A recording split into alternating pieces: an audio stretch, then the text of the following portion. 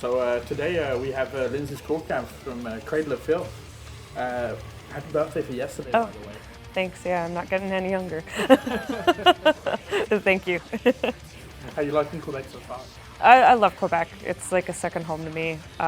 Quebec City, I've come here many, many times to work with Dating Complex, and I love Montreal. I have a lot of friends there, so it's somewhere I'd like to probably eventually move to. I mean, I'm currently in a city called Oshawa next to Toronto, and it's kind of like a black hole. Nobody ever really leaves there. Just get sucked in and stay there forever, and I think that's going to happen to me, but if I could, I'd probably move here. The Cradle of Filth, can we be expecting anything new? Yes. I've seen that you're going to be going on tour. Are you going to be going with them? Yes. I've become a writing member, and our album, Hammer of the Witches, is due June 26th on Nuclear Blast Records. So we have a lot of festivals lined up this summer. We're doing Vakken. There's so many, like there's like at least 15 of them coming up, and I can't remember all of them, but I know that we're finally going to be traveling to Finland at one point, which has been a huge dream of mine. So there is a lot going on. We will, if you check our official website, theorderofthedragon.com, all our summer festivals are listed there, mostly in Europe, but I do believe we are doing the Philippines at the end of April. So yes, there's a lot happening very, very soon with the album being dropped. Oh, that's going to be awesome then. So, let's say with the Ditlin Complex, when did you get to know these guys, and how is it with them? It's great. It's too bad they live so far away, because if I was here in Quebec City, I'd be a full-time member, and I actually met them in 2007 on MySpace, like the old school form of Facebook, many years ago. I was actually thinking about it today. I think it's been almost 7 years since I've known them, and I got in touch with them, and I really believed in what they were doing and their sound, and we kept in touch. We tried to do a tour in 2008, it didn't happen, but then 2009, 2010 we played some shows together, and they asked me to be on their last two albums, A Rose for the Dead, and then The Rise of Icarus, which was the most recent one. And I believe they're working on another album now. I haven't heard anything yet, but... And I think it was in 2013, you were actually in one of the videos. Yes. These two shot. Yes. That was your first one. This was my first music video ever. It was long, and it was tiring, and it was cold, and it was a great experience. It was something I always wanted to do. I was very nervous because I've never been immortalized in front of the camera in a music video setting, but it was really nice. Like, it was a good experience and a good thing to have on the resume, and I enjoyed it. It was a lot of fun. The concept, it was beautiful. The video was beautiful in its way. Can we expect anything more? I know that you have a show tonight here in Quebec City. You've got one tomorrow with Ditlin Complex. Yes. Are we going to be seeing anything from you soon with these guys? I'm not sure. I know there's been talks of me doing some work on the next album, but I just don't know how much is going to be contributed or when it's going to happen. I would love to do more live shows with them in the future, especially since there's always vocal parts available for me, but I'm not sure at the moment. It's very up in the air. I mostly belong to Cradle of Filth and my own solo work at the moment. And speaking of your own solo work with Schoolcraft, how is that going? Really well, really well. I've been writing and recording a lot lately. I mostly live in the studio. I'm doing a winter release. It should be out next week, which is going to be a little bit of a surprise release, very quick, and just, hey, I'm still doing solo music, and I'm really proud of it. My producer Tyler Williams, he did an amazing job, and I have Spencer Cregan, who's my orchestra guy. We did a really cool cover, very top secret, but it's a really special cover I've been wanting to do for a long time. I love covering other music and putting my own spin on it, kind of like paying a tribute to it. And yeah, there's that. I'm always writing. Solo stuff's going great. I'm hoping maybe near the end of the year I can get back together as a live band and we can do a few shows. That's kind of like something we've been talking about, working around the Cradle of Filth schedule. And you actually had a campaign with the crowdfunding to get yourself a harp. Yeah.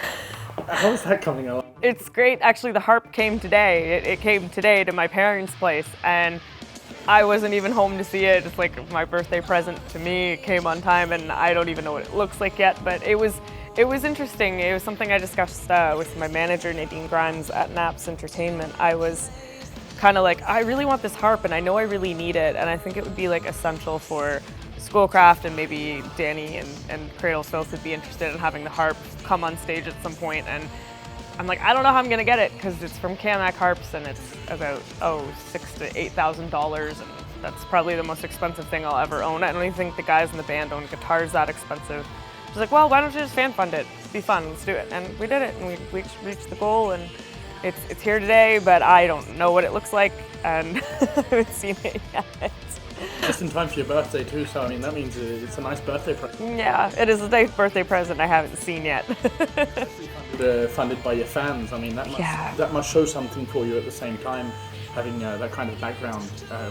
Yeah, it's a great feeling to know that there's a lot of support and a lot of people believing in what I do. I'm very humbled by it, because I coming from a small town and kind of starting from the bottom up and just doing what you love and hoping people see it and it resonates with them. I think I've done a pretty good job of that. I'd like to think I just like creating art that helps people, and I think that's why I have such a following and so much support. Really, I'm really surrounded by great people on the business end and as fans and even as family and friends. So, yeah. And I've seen the other day that you're actually in a video game with Alyssa White. Can you explain to us? Yeah, it's called Karma Flow. It's the rock opera video game. It started as a project for Evo, and he's from the Netherlands, and I apologize, can't remember his last name or how to pronounce it. I'm really bad at that. But it's a really cool concept. In the game I have a duet with Mark Jensen from Epica, and Elisa Whiteglaze is in it, and Simone Simmons from Epica, Danny Filth, the guys in Dragon Force. There's so many great musicians involved in the video game, and the response to it's been really great. So I was really cool, because I just always was like, I'd love to be a video game character. Just like this idea that I threw out there, and then I went on tour with Cradle Filth with Behemoth, and Evo showed up and was like, hey, be a character, play some harp. I'm like, awesome, I will. So yeah, so I also did some harp over the main titles, so you'll hear it in there if you listen closely. And is there anything else that you'd like to add? Oh gosh, I'm a busy lady.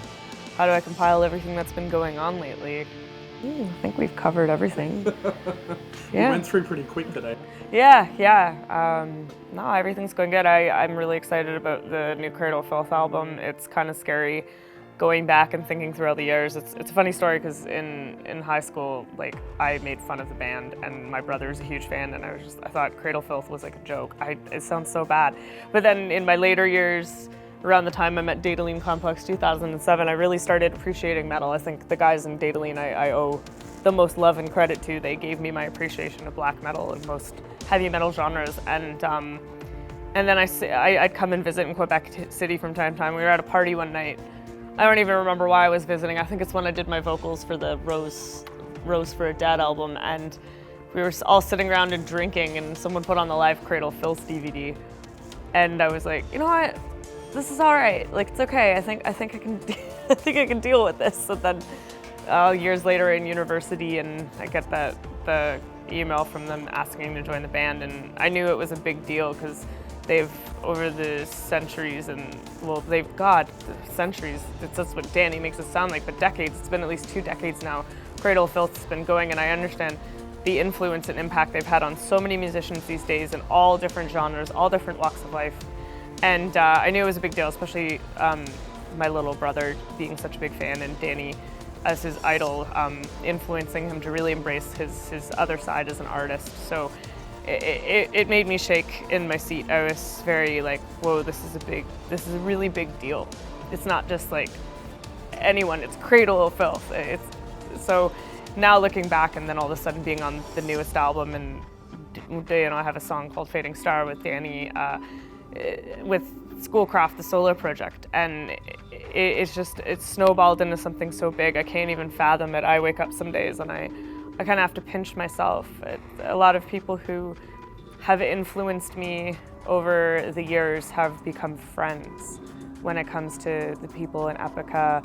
Even with Elisa Whiteglaze, and now watching her go from her old band to Arch Enemy was big. And Justine Etier from Blackguard, she's a good friend of mine. I went to visit them last night in Montreal en route here, because I wasn't going to do the full 8-hour drive from from Oshawa all the way to Quebec City, I would have just gotten here and been like, I would have been exhausted. But I showed up last night and Justine's like, oh, Elisa's not here. She's in Japan. I'm like, whatever. And then they surprised me and sang me happy birthday. And I was just crying. I was so happy because it's really nice to have other people like that in your life who all have the same passion and dedication as you and do it as a full-time job.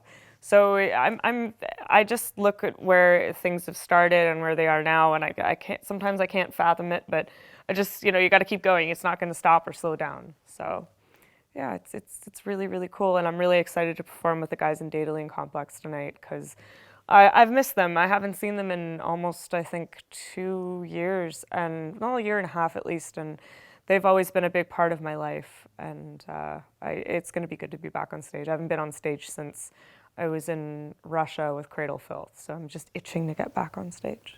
A couple of hours. Yeah, well, more like an hour, right? Yeah. More than an hour now, yeah. Yeah. So. All right, so I'm going to let you get ready. Okay, thank you. Thanks for being here. Have a good show tonight. Right. Thank you so much. Tomorrow. Yes, thank you. I hope to see you guys soon. Yes, I'll try to be back as soon as possible. All right, great. All right.